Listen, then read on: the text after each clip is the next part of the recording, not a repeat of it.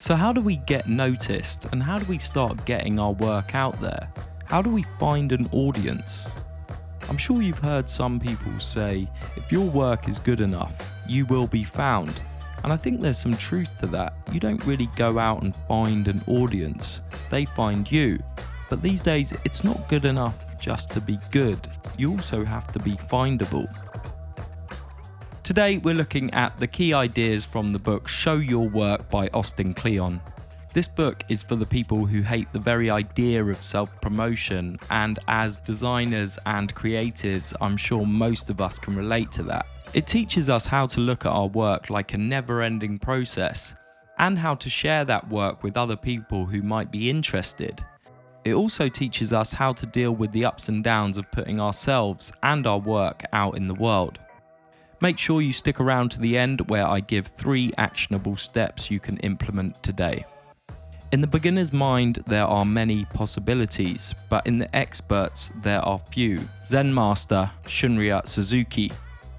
As designers and creatives, we can worry about people thinking we're an amateur, but you have to think that sometimes the amateur has the advantage over the professional.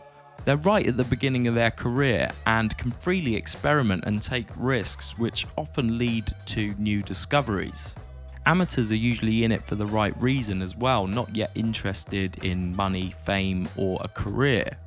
Clay Shirky writes in the book Cognitive Surplus, the stupidest possible creative act is still a creative act and on the spectrum of creativity. The difference between the mediocre and the good is vast. However, the mediocre is still on the spectrum, and you can move in increments from mediocre to good. The real gap is between doing something and doing nothing. I absolutely love this thought, and so often I've sat and contemplated what to do rather than just doing and creating. Even if we don't end up where we want to, doing something is always better than doing nothing. Austin then goes on to tell us sometimes amateurs can teach us more than experts. For example, there's 2 students at a school and one of them is struggling with a problem. The teacher tries to explain the problem, but with all his knowledge, he actually ends up overcomplicating the answer. The other student, who just solved the problem for themselves, can easily explain the method and help the other student. Okay, so we get it. Being an amateur is a good thing and we need to embrace it. But how do we start sharing more of our work? Well, our boy Austin wants us to think process, not product. A big thing we have to understand is when we talk about artwork, we could be talking about 2 different things. Firstly, there is the artwork, the finished product hanging on the gallery wall or that post we just made on Instagram. But secondly, and probably more importantly, is the art work, all the day-to-day stuff that goes on behind the scenes. To us, what matters is the process, the actual making of the work. But most of us keep this hidden until we have something perfect to share, and then we try and connect it with an audience. We have to start sharing our process and be documentarians of what we do. It isn't about making art, it's simply about keeping track of what's going on around you and taking advantage of all the cheap, easy tools at your disposal. Not only does this give us more assets and talking points to share across an ever-noisy internet, but it also helps us create a deeper relationship with the people who see it. Humans are interested in what other humans do, and they want to know why they do the things they do. Personally, whenever I share a behind the scenes, it usually does as well, or even better than the final piece. The next nugget of knowledge from Austin is about telling good stories. Words matter, he says. Artists love the line, "My work speaks for itself." But really, our work doesn't speak for itself. We want to know where things came from, how they were made, and who made them. The story you tell about your work has a huge effect on how people feel and how they understand your work. How they understand and feel about your work directly affects how they value it. So you can see stories have a vital importance alongside our work. The author John Gardner says, there's a basic plot to nearly all stories. A character wants something, they go after it despite opposition, and arrive at a win or lose. This simple formula can be applied to most types of work. There's an initial problem, The work is done to solve the problem, and then there's a solution. We have the opportunity to share our work and our stories at all three stages.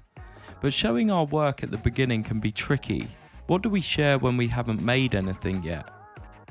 Austin wants us to share our influences and inspiration. We all have collections that could be physical things like books or music or film, or tangible feelings like memories and places we've been. These mental scrapbooks influence our taste, and our taste then influences our work. So before we're ready to take the leap of sharing our own work, or even if we're at the beginning of a project, we can share our influences and inspiration. Here's some questions for you. Where do you get your inspiration from? Who do you follow? Who's done work you admire and why? These should be good jumping off points for sharing your inspiration. If you're at the middle of a project, show your work in progress. Write about your methods and any new techniques that you're trying. Bring the audience in as if they're watching live. And obviously, if you're at the end, share the final piece, but share more than just that. What did you learn? What were the mistakes? What things didn't go so well? What will you try for the next piece? Don't worry about everything you post being perfect. They say 90% of everything is crap, and I'm sure the same is true for our work. The trouble is, we don't often know what's good and what sucks, so it's important to get things out in front of people and see what people react to. Sometimes it needs that social chemistry just to show itself to you. One of my favourite bits from the book is the idea of teaching what you know. Austin says, the minute you learn something, turn around and teach it to others. Teaching people doesn't actually subtract the value of what you do, it actually adds. When you teach someone how to do your work, you're basically generating more interest for the work you do. People feel closer to your work because you're letting them in on the process. And for the people who say, I'm just an amateur, I can't teach, I think you have to go back to the top of this video and realise that being an amateur is a good position to be a teacher. You've just learned something and you can teach it to those beginners who also need to learn in the same way you did. I'm certain there's someone out there on YouTube teaching your discipline with little or no experience, but people still find it very, very useful. And it's an amazing way of building an audience, so everyone should be doing it. There's so many gems in this book, and I highly recommend everyone buy it and read it straight away. These would be my 3 steps we should take action on now. Strive to be the amateur. Find out what you want to learn next and make a commitment to learn it in front of others. Document the process.